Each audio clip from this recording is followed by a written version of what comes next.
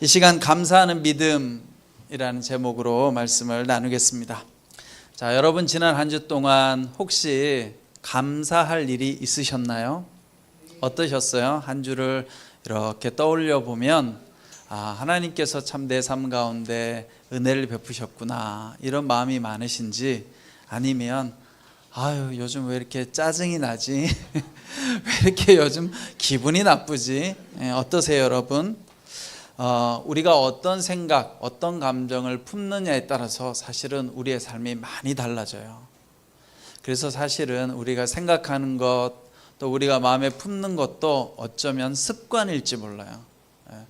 짜증나, 기분이 안 좋아, 이렇게 하면 자꾸 짜증나고 기분이 안 좋고, 참 감사하지, 감사할 게 뭐가 있을까? 하나님께서 이렇게 우리에게 한마음 정신 회복 예배를 주셔서 같이 예배할 수 있다는 것이 감사하지. 이렇게 감사한 마음을 먹으면 우리 머리에서 엔돌핀이 나온대요. 엔돌핀, 도파민 분비가 된대요. 그래서 이 도파민 분비가 되면 기분이 좋아진대요. 그래서 감사를 자꾸 고백하면 뭐가 자꾸 분비돼요? 도파민이 분비되고 기분이 좋아져서 감사할 일이 계속 생긴다라는 거죠. 그래서 믿음이 있는 사람은 하나님을 향해서 감사해야 돼요. 왜냐하면 우리 삶 가운데 일어나는 좋은 일뿐만 아니라 비록 여러 가지 힘들고 어려운 일들도 하나님의 선하심을 경험할 수 있는 기회가 되기 때문에 우리가 감사해야 되는 거예요. 왜냐하면 여러분, 우리가 좋은 일만 일어나면 감사하죠. 그런데 좋은 일만 일어나면 하나님을 경험하기가 어렵죠. 힘들고 어려운 일 가운데서 기도하다 보면 하나님께서 역사하시고 도와주시고 은혜를 주실 때가 참 많습니다. 그래서 저도 인생을 살다 보면 깜짝깜짝 놀랄 때가 있어요. 하나님께서 도와주셨구나. 오늘까지 생각해 보면 때로는 우울하고 답답하고 절망적인데 하나님의 은혜가 탁 임하면 역시 하나님께서 나와 함께 하시는구나, 그런 것들을 경험할 때가 참 많습니다. 그래서 여러분, 중요한 건 우리가 감사하는 삶이 믿음에도 굉장히 중요하게 영향을 미친다. 그래서 오늘 말씀은 하나님께서 우리 삶 가운데 베푼 은혜를 잘 헤아려 보면서 감사하는 그런 시간이 되기를 여러분 축원합니다. 네, 오늘 본문 말씀해 보면 이제 예수님께서 한 마을에 들어가시죠. 그 마을에 들어가니까 누가 있나요? 10명의 나병 환자, 한센시 병이라고도 하고, 이제 성경에는 과거에 문둥병 이렇게 기록되어져 있는데 문둥병이라는 표현이 별로 좋지 않아서 나병, 한센시병. 근데 어쨌든 우리말 성경에는 나병 이렇게 나와 있죠. 자, 이 나병 환자 10명 있는데 여러분들이 제 설교를 많이 들으셔서 알겠지만 이 당시에 나병 환자들은 그냥 일반 사람들하고 그 거주지에서 살 수가 없었어요. 우리가 여러분 코로나 때 기억하시죠? 코로나 때 어떻게 했어요? 코로나에 걸리면 국가가 와서 차에 실어서 어디 모르는 데 가가지고 격리시켜 놨잖아요. 요 당시가 그랬어요. 나병 환자들은 그 마을에서 나와야 돼요. 그래서 그냥 격리시켜 놓은 거예요. 그러니까 제대로 된 집도 없었겠죠. 오늘이야 국가가 방역을 잘하지만 이 당시만 하더라도 마을에서 나가서 선 그어놓고 여기 이상 들어오지 마세요. 그래서 이 나병 환자들이 걸어다닐 때는 또 어떻게 해야 되느냐? 부정하다, 부정하다 이렇게 외쳐야 돼요. 자기가 부정한 존재라는 걸 사람들한테 알려서 사람들이 나병 환자를 피할 수 있도록. 이게 얼마나 여러분 힘들겠어요? 그러니까 이 나병 환자는 그 당시에 또 영적으로는 죄인이라고 취급을 당했어요. 오늘날도 우리가 가끔 신앙인들이 잘못 해석하는 것 중에 하나가 질병이 있으면 저 사람은 죄가 있을 거야, 이렇게 해석하잖아요. 이 당시에는 아주 분명했어요. 이 당시에는 육체적 질병이 있으면 무조건 죄 때문이야. 그래서 이 나병 환자들은, 저 사람들은 죄인이야 손가락질 받고 마을에서 분리되어져서 외롭게 살아가야 되고, 그러다 보니까 또 육체적으로 나병이 있으니까 어떻게 해요? 코도 문드러지고 손도 문드러지니까 삶에 희망이 없죠. 우울한 날, 그렇게 살아갈 수밖에 없는 사람들이었어요. 그러면 여러분, 우리 같으면 어떻게 했어요? 절망하고 포기할 가능성이 높은데 이 10명의 나병 환자 마음속에는 제가 봤을 때 그래도 뭐가 있었어요? 소망을 갖고 있었어요. 어떻게 하면 이 나병에서 벗어날 수 있을까? 그래서 예수님께서 지나가는데 이 10명의 나병 환자가 예수님을 부르짖습니다. 13절 말씀해 보면 큰 소리로 외쳤습니다. 예수 선생님, 저희를 불쌍히 여겨주십시오. 여러분, 우리의 삶이 아무리 희망이 없는 것처럼 보이고 낙심되고 어려워도 뭘 해야 돼요? 예수님을 불러야 되는 거예요. 그게 중요해요. 그게 믿음인 거예요. 여러분들 어떠세요? 여러분들도 내 삶을 돌아보면 그런 마음, 이 나병 환자들하고 다를 바 없지 않아요? 때로는 내가 이 오랫동안 이렇게 조현병으로 조울증으로 이렇게 무기력하고 힘든데 언제나 나을까? 그러면 낙심할 때가 많잖아요. 그런데 그럴 때라도 우리가 어떻게 해요? 주님을 불러야 된다는 거예요. 주님, 나를 불쌍히 여겨주십시오. 그렇게 주님을 부를 수 있다는 것이 바로 믿음이라는 거예요. 여러분, 우리가 아무리 죄 가운데 있을지라도, 특별히 우리가 여러분 조현병의 증상 중에 환청, 안 좋은 소리 듣잖아요. 신기하죠. 왜 조현병에서 좋은 환청은 없을까? 그렇죠. 야, 너는 너무 예뻐, 너무 사랑스러워, 막 이런 환청이 맨날 들리면 얼마나 좋아. 그렇죠. 희한해. 이 병도 안 좋은 것만 들려. 그런데 그럴 때 여러분, 우리가 어떻게 해야 돼요? 거기에 넘어가면 안 되는 거지. 성경이 이야기하잖아요. 하나님은 여러분들을 존귀하게 여기고 사랑한다. 내가 어떤 존재일지라도 죄인이어도 상관없이 내가 하나님만 붙들면, 하나님만 사랑하고 나아가면 하나님은 우리를 있는 모습 그대로 받아주신다. 그래서 여러분들이 아멘 하셔야 되는 거예요. 잘못된 환청이 들려올 때 환청의 소리에 사로잡히지 말고 하나님의 말씀에 의지해서, 그렇지, 하나님은 나를 사랑한다고 하셨어. 거짓된 목소리에 넘어가면 안 되는 거예요. 자, 그래서 오늘 이 나병 환자들이 예수님 앞에 주님, 나를 불쌍히 여겨주십시오 이렇게 부르니까 주님께서 어떻게 하느냐?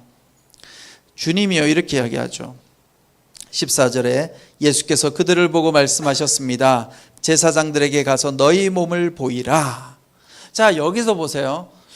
우리 같으면 예수님, 나를 불쌍히 여겨주십시오는 뭐예요? 주님, 나 좀 고쳐줘 보세요. 나 좀 내 문제 좀 해결해 주세요. 그러면 우리가 기대하는 건 뭐예요? 그래, 일로 와보세요.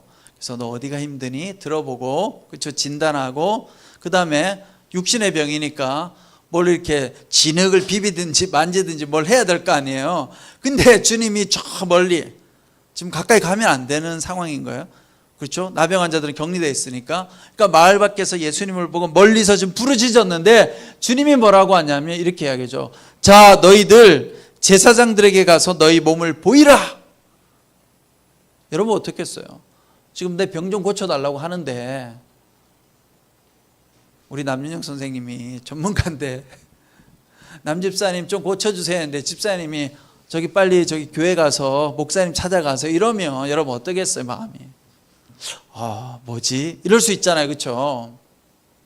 제사장에게 가라는 거예요. 지금 예수님 나한테 오는 게 아니라 그냥 바로 그 자리에서 그럼 당신네들 제사장한테 가서 몸을 보이시오.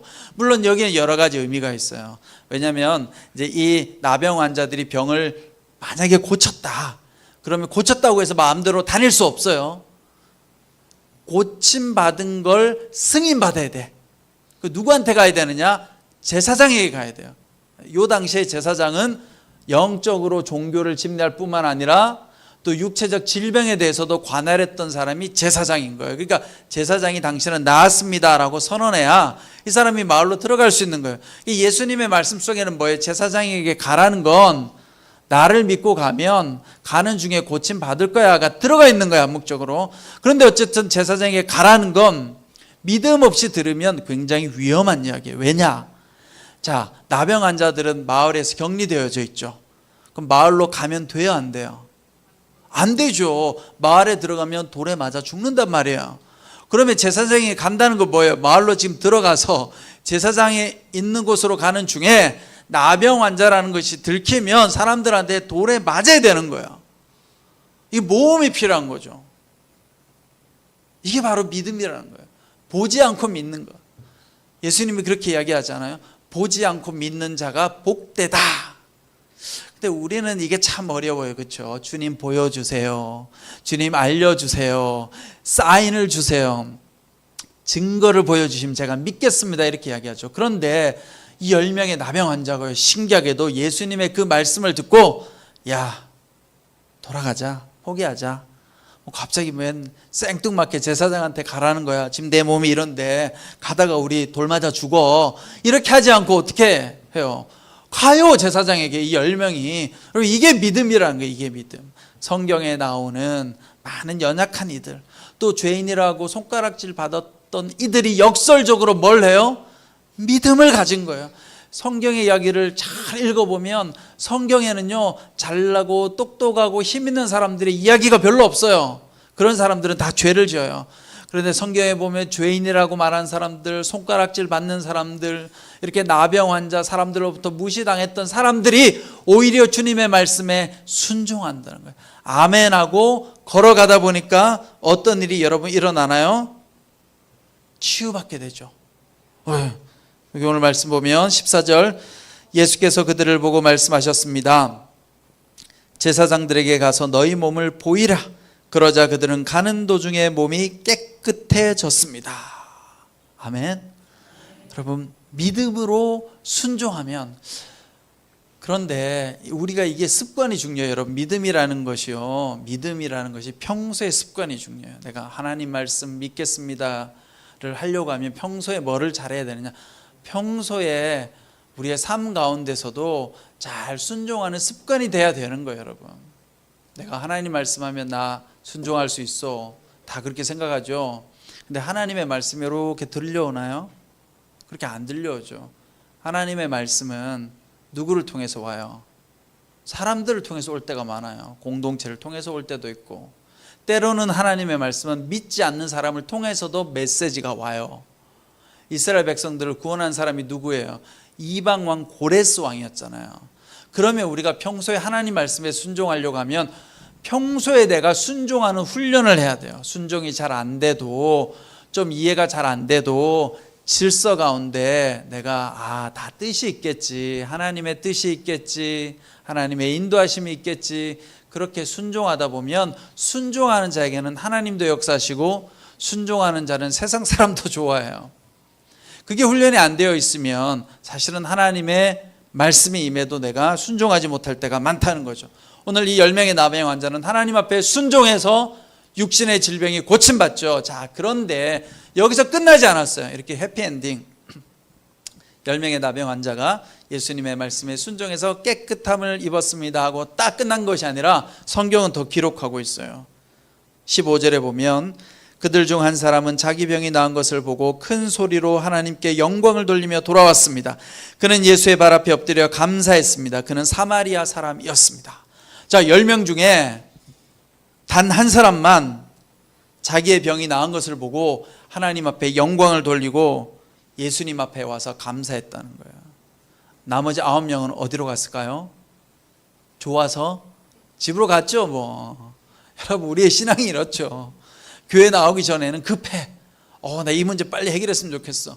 그래가지고 교회 나와가지고 막 기도하다 보면 어떻게 해요? 하나님이 역사해 주시잖아요. 제가 보니까 항상 하나님은 초신자의 기도를 잘 들어주세요. 어떤 것 같으세요? 여러분, 처음에 예수 믿을 때 기도하면 하나님 잘 들어주세요. 믿음을 위해서. 근데 여러분들이 오래 믿으면 잘 안 들어주는 것 같지만 잘 안 들어주는 것이 아니라 하나님께서 여러분들을 더 성장시키기 위해서 여러분들에게 필요한 기도를 이제 가려서 들어주시는 거예요. 그러나 처음에 초신자 때는 일단은 믿음이 필요해요. 그렇죠? 그러니까 막 하나님 물불 안 가리고 다 들어주세요. 내가 보니까 여러분들은 초신자가 아니에요, 이제. 그러니까 잘 안 들어줘도 실망하지 말고, 나는 초신자가 아니구나, 하나님께서 나를 성숙한 길로 인도하시는구나, 이렇게 생각하시면 돼요.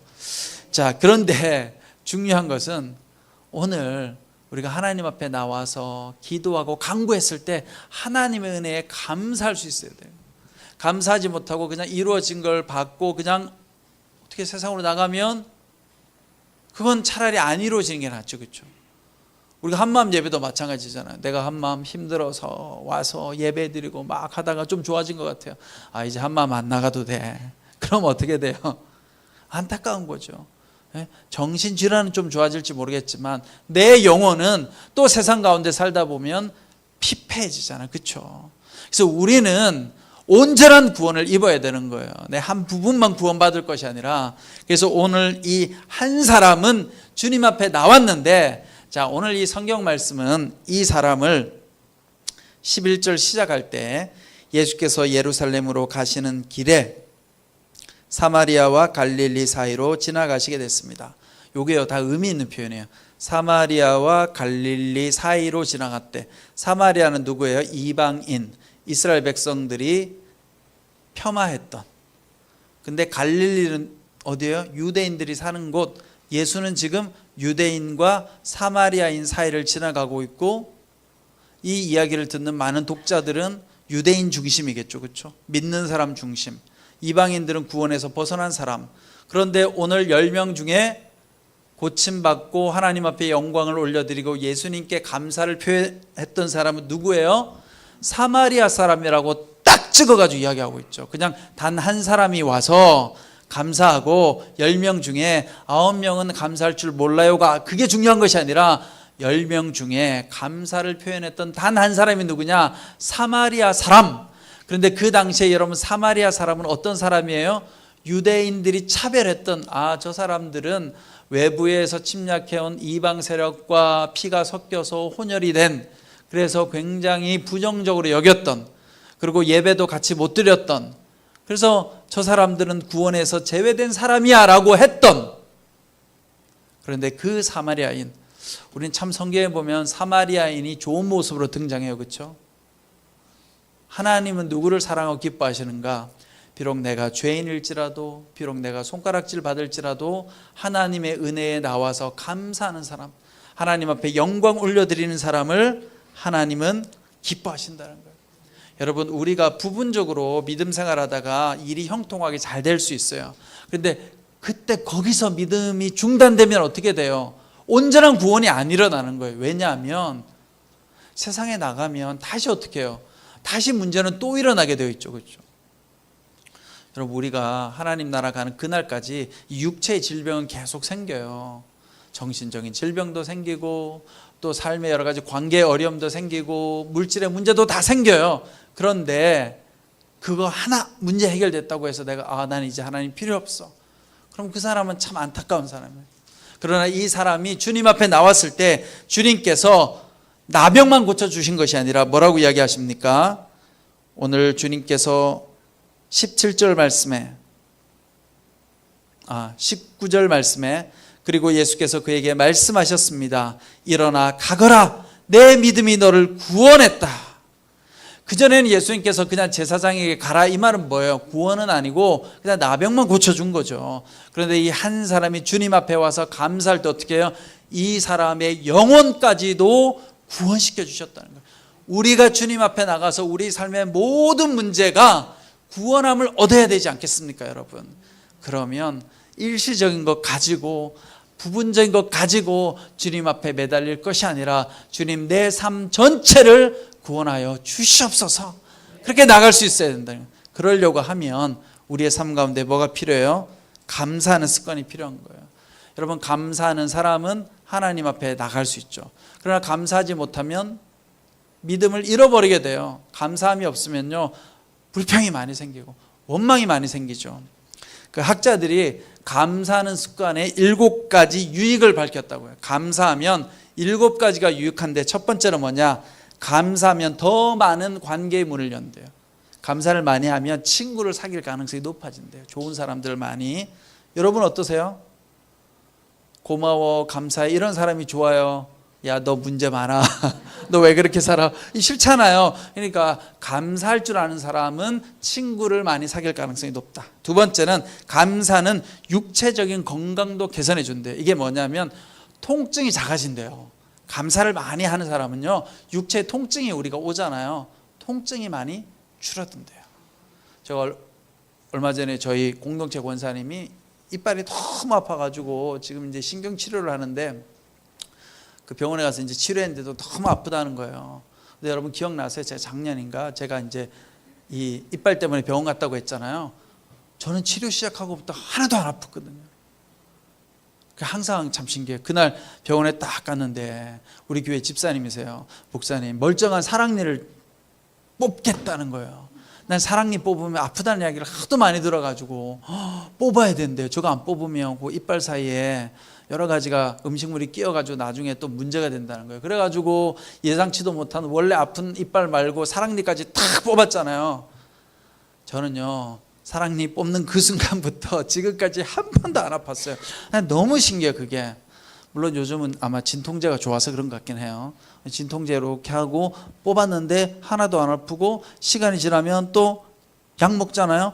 약 먹으니까 저는 하나도 안 아팠는데 근데 나는 내 기억 속에 사랑니 뽑고 아팠다는 분들이 많아서 그러니까 어쨌든 여러분 우리가 하나님 앞에 감사를 많이 하면 뭐예요?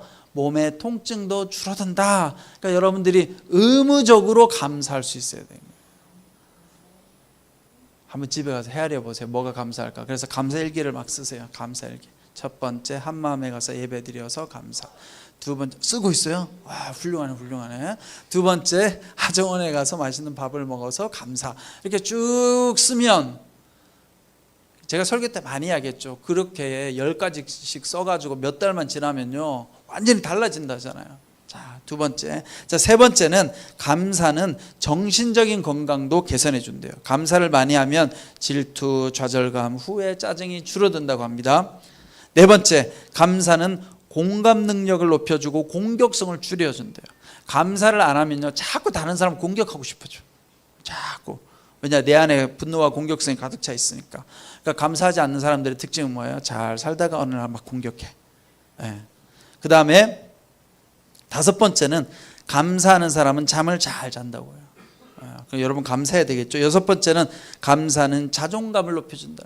다른 사람을 시기하지 않고 진심으로 축하해 줄 수 있는 마음이 생긴다. 그리고 일곱째, 감사는 정신력을 강화해 준대요. 회복 탄력성이 높다는 거예요. 감사를 늘 할 줄 아는 사람은 힘들고 어려운 일이 생겨도 잘 돌아온다. 원래대로. 그래서 여러분 감사가 중요하죠. 감사할 줄 알아야 돼요. 왜냐? 하나님께서 내 삶을 좋은 길로 인도하시기 때문에 우리는 감사할 수 있는 거예요. 지금 당장 눈앞에 보이는 건 안 좋아 보여도 그거는 뭐예요? 페이크예요. 가짜예요. 가짜. 그걸 잘 이겨내면 감사하는 마음. 하나님께서는 반드시 내 삶을 좋은 길로 인도하실 거야. 그 믿음을 가지고 나아가면 하나님께서 우리 삶 가운데 큰 은혜를 주신다라는 것입니다. 여러분 때로는 우리의 삶이 내 뜻대로 되지 않을지라도 절망적일지라도 오늘 이 10명의 나병 환자처럼 그럴지라도 하나님의 은혜를 입고 중간에서 탈락해서 떠나가지 말고 끝까지 어떻게 해요? 예수님을 붙들고 나아가면 하나님의 은혜가 여러분들의 삶 가운데 가득 넘칠 줄 믿습니다. 기도하겠습니다. 사랑과 은혜가 많으신 주님 아버지, 그렇습니다. 오늘 10명의 나병 환자들 삶이 힘들고 육신적으로 연약하고 삶에 소망이 없었지만 그들은 예수님을 붙잡았습니다. 그리고 마지막 한 사람만이 끝까지 예수님을 붙들어 구원함을 입게 되었습니다. 우리 한마음에 있는 모든 성도님들 오랜 시간 동안 여러 가지 정신질환으로 참 힘들고 어려운 시간을 보내오고 있습니다. 그럼에도 불구하고 오늘 이 자리에서 예배드리는 것은 하나님의 은혜인 줄 믿습니다. 하나님 날마다 주님의 은혜에 감사하며 우리가 하나님 나라 가는 그날까지 감사하는 믿음으로 승리하는 우리 한마음 모든 성도님들 다 되게 하여 주시옵소서. 예수 그리스도의 이름으로 기도드리옵나이다. 아멘.